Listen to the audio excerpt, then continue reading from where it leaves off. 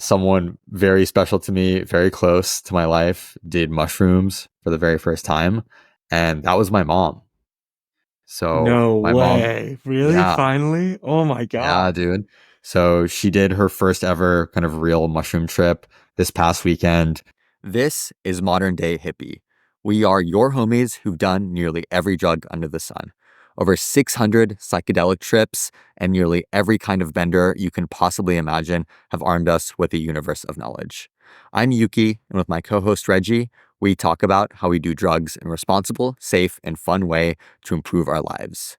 Before we dive in, and so we don't get sued, a quick legal disclaimer. This podcast is for educational and informational purposes only. Our goal is to educate and inform others about the realities of substance use in an engaging and entertaining format. We share these experiences so you can learn from them without trying them yourself. By listening to this podcast, you agree not to attempt to recreate anything found in this episode or in any of our other content. We are not confessing to any acts stated in this podcast. The content in this episode should not be treated as factual or real in any way. With that, we welcome you through our portal and hope you enjoy the show.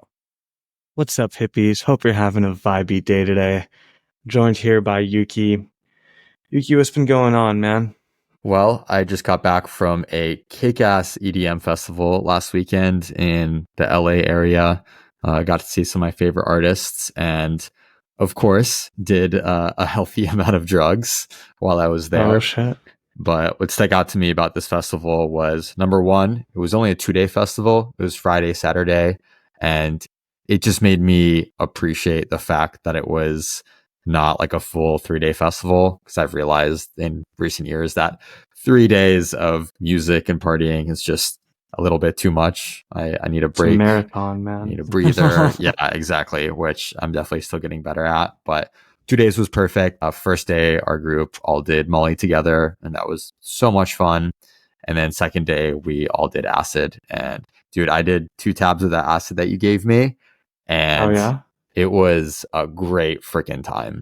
I Hell mean, yeah. Dude, it's good shit, right? no, dude, it was nice. Yeah, it hit me pretty hard, but I was very grateful that I am comfortable in like a psychedelic state of mind. Because at some point we left one of the stages as I was coming up, and as soon as we left that stage, which was under this big tent with these really cool like lights and art and whatnot, I just like the world was just drifting and swimming in front of me, and I was like, wow, this is a very intense, high stimulus situation, because there's like 6 different stages of music. Like nowhere you go is really like quiet or secluded. There's people, there's like chaos happening everywhere. So I was grateful that I was able to keep my wits about me, had a freaking blast. And then for the majority of my acid trip, just hung out at the techno stage for like 5-6 hours and just was like so enveloped in the music. It was honestly a beautiful experience, dude.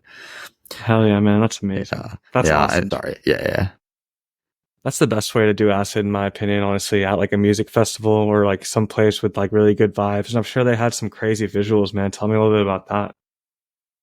Yeah, so honestly, the techno stage is put on by this company called, I think, Factory 93, which does a lot of like techno shows. And their stage is pretty minimalist. Like they don't have any like big screens or visuals, but like the pyro and the lasers were just fantastic. And the stage setup was just kind of surrounded by these shipping containers, essentially. And it felt very like techno-y. It was very industrial kind of vibes. And Hell yeah. It was great, dude. The sound was just stellar, and there are a couple artists who I hadn't ever seen before who I was really looking forward to seeing.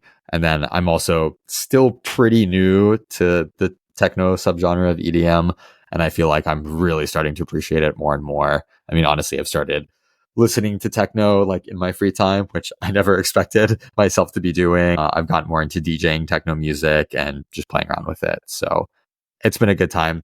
And honestly, this was the first festival of like our festival season. So we literally have another massive festival coming up in a week and a half that I'm absolutely stoked for. So this was a perfect little warm up, ready to get to the season and keep it going, you know? Hell yeah. Where's the next one at?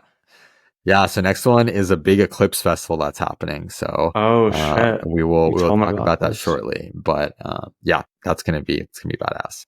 That sounds fucking lit. I do want to bring us to today's main topic, which I'm super excited to just share with you, Reggie, which is the fact that someone very special to me, very close to my life, did mushrooms for the very first time. And that was my mom. So No my mom, way. Really? yeah, Finally? Oh my yeah, God. dude. So she did her first ever kind of real mushroom trip this past weekend. She did it with a guide that she found through Psychedelic Passage, which is essentially a website that helps match people looking for mushroom guidance to experience guides. And they're kind of just like the marketplace kind of connector of these two sides.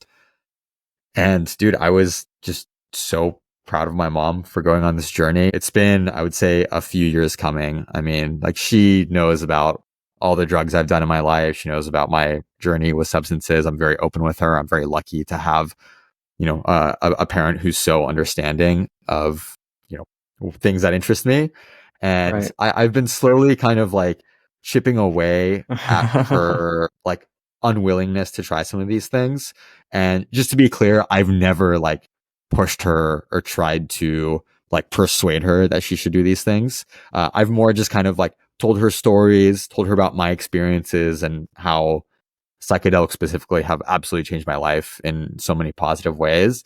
And so she's a naturally very curious person. So she started reading about it. She read like Michael Pollan's How to Change Your Mind. She listened to a lot of podcasts. Like she really did her research and educated herself.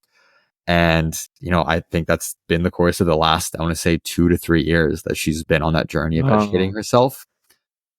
And I'd say in the last like 6 months, she really hit like a tipping point where I feel like she was searching for something new in her life. She needed some answers to things that like she was working through and dealing with, and that regular therapy like just wasn't enough for it. And so I think that really kind of flipped the switch in her brain to pull the trigger on trying to find someone to do an experience like this with in a way that she felt comfortable and safe and confident that she'd come out of it feeling, positive and feeling good about the world. And so I actually just caught up with my mom last night. We had dinner together and I asked her all about her experience. And man, dude, it's freaking awesome, dude. Dude, tell me more, man. That's nuts. Cause I feel like you have been like you have brought this up to her before and you told me about that. But it's definitely something that like the person has to come to that conclusion that they want to try it on their own. It's not something that you can like convince someone else to do because it's just kind of too risky. Like everyone's psyche is different, like you can't be like putting pressure on people, especially with psychedelic. But No, that's awesome. exactly. And I think I like the way she approached it, dude. Like educating herself and everything first. That's fucking dope. Yeah, exactly. And I really respected that she knew like how she needed to go about the experience for herself, because I've actually given her some of our mushroom chocolates in the past.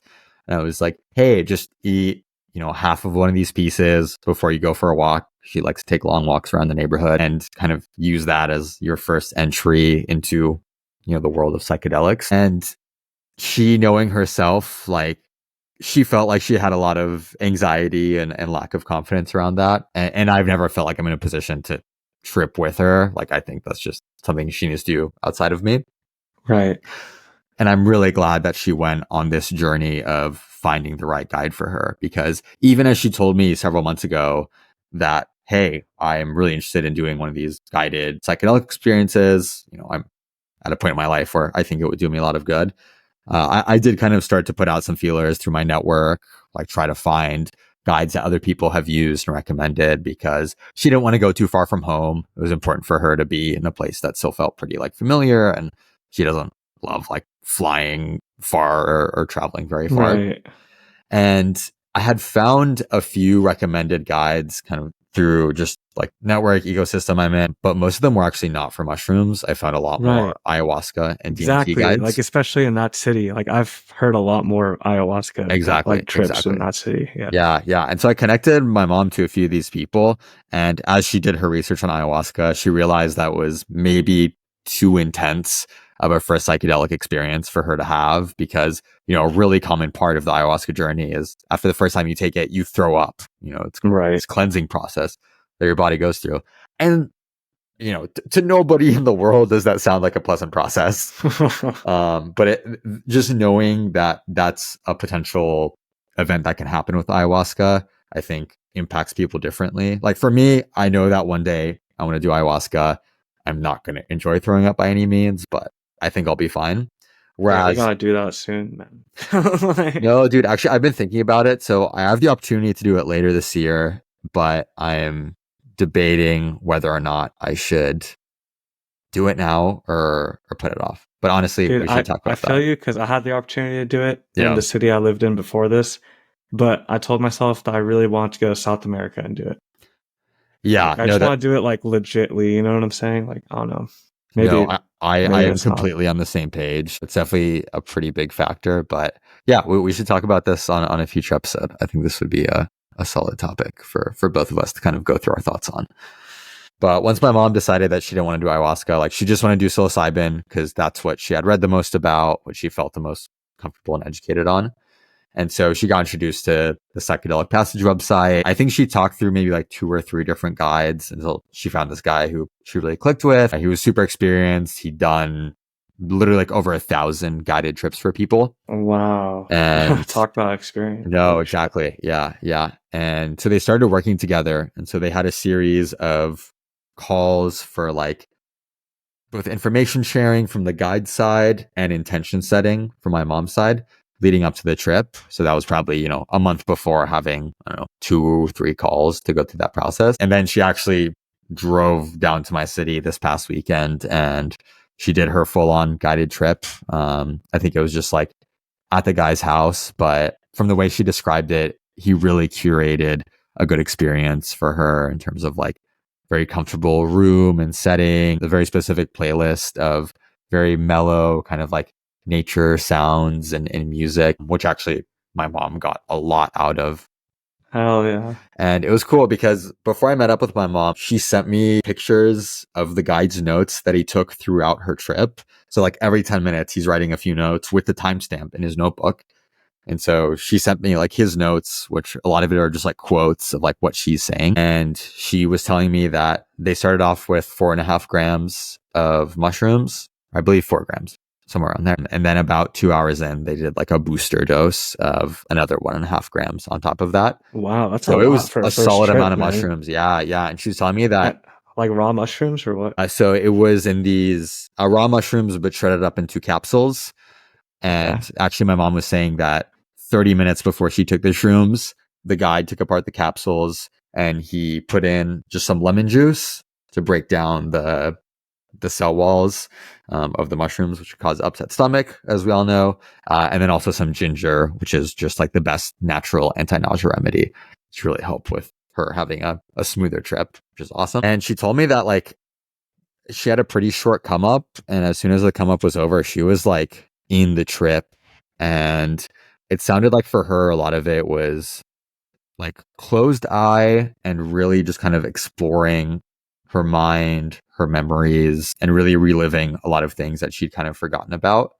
And she's telling me like overall, she was like, this is easily one of the most beautiful, kindest, loving experiences I've ever had. It sounded like she really got in touch with her childhood self, which I think she had lost track of a little bit over like these recent years, and just relived a lot of these memories of how she was as a child, how kind and caring and how like confident she was in herself. And these are things that like I know are there for her. Like my stepdad knows are there for her, but she just kind of like stopped believing in herself in that way. And so Oh, she kind of found these like pieces of proof and evidence sprinkled throughout her past of like, no, like I am a very strong and confident and powerful person.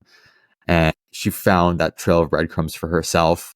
And then that was combined with just literally like feeling the love of the universe. She's like, I have never felt so loved before, so much like, I am who I'm supposed to be and like I belong here and all these incredibly positive thoughts. And it just made me so happy to hear, dude, because like I've been telling my mom for years, I'm like, dude, like you basically single-handedly raised me. And genuinely, my oh, mom is like one of the most special people in the world to me. But it's been really hard because she really struggles to see that in herself. And, there's only so much you can do to help someone by just telling them things, communicating things to them right. verbally. But like she really got to feel those emotions. Like she could really feel like how I see her, how my stepdad sees her, which is in a very positive light. And she also got a lot of empathy for other members of her family who she's had various struggles with in the past. And she's realized like how their words and negative perceptions of her have affected her own self-image in a very negative way. And she gained a lot of empathy and even love for those people. It's like, whether people support you or they deride you, there's always something there that you can love and you can understand where that person is coming from.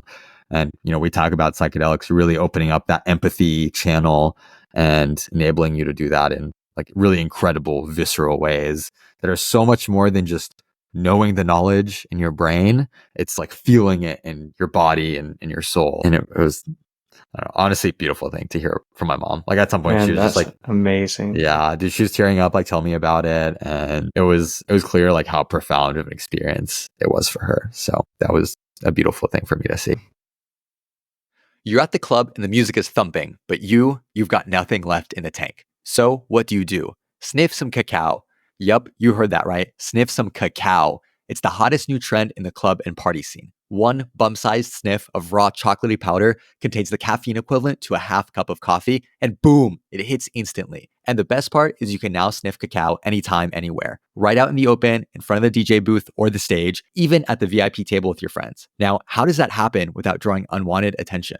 Snogo's spring-loaded bump straws make it possible. These classy, triple mirror polished bump straws are the safest, most discreet way to enjoy sniffing cacao.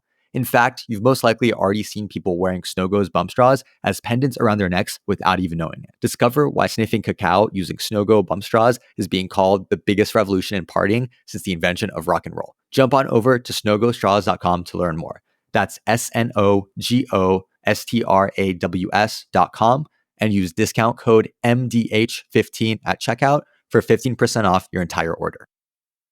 So do you think it's something that she's going to like kind of do regularly or was it just like a one-time thing, like how people treat ayahuasca? Yeah, so that was one of the first questions I had after she described her experience to me, knowing that, she is very cautious about really any kinds of drugs. And what she told me was, for the time being, she's really just trying to focus on integration of this experience. Because even in the trip, some of the quotes that the guide had taken were literally her saying like, oh, I found these little treasures in my memories, but I know I'm going to forget them.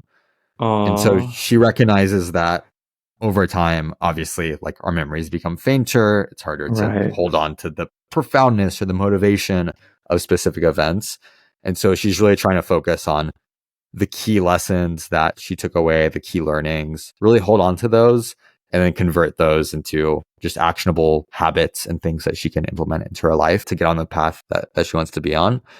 And so it's super nice because her like sessions with the guide, it includes 2 integration sessions after the fact. And it seems like they have pretty open communication. Like she would like text him questions here and there. And it's really cool that that's built in. And honestly, I'm really happy for my mom because she literally booked like a week of vacation after the trip this past weekend. She's just been hanging out at this kind of like resort type place where you just hang out, you go for walks, you go to a spa, like very mellow place, which is like very much like her vibe. That's what she likes to do. And so I think it's given her a lot of time to reflect, do her own integrating. And she even told me last night that, even 3 days later, like she's still processing things, trying to figure out how she's going to hold on to that. As far as her doing it again, she said that what most likely is going to happen is she would do a similar guided trip about once a year. So she was saying it might become kind of a spring tradition for her because she still doesn't want to do it on her own. And she told me this line that I thought was super interesting, which was, with a substance this beautiful and this powerful, it's such a shame to take the sanctity out of it, and essentially her wanting it to be that every trip she takes or anytime she does psychedelics, for it to be very profound and have an intention and be for a very purposeful way. And that's something where I think we diverge a little bit, because it's like, obviously I do psychedelics much more recreationally. Every time it is because I'm like, oh, I want to be more deeply in touch with like the music, like at this music festival, or when I'm hanging out with my girlfriend. But it's obviously not the same as like, oh, I have this one intention I'm trying to work through. But I can also appreciate that approach from the frame of mind of having a guided experience, because even my own single guided experience, which was very lightweight, it was over FaceTime with my buddy who does guided trips. that was still distinctly different from my recreational experiences.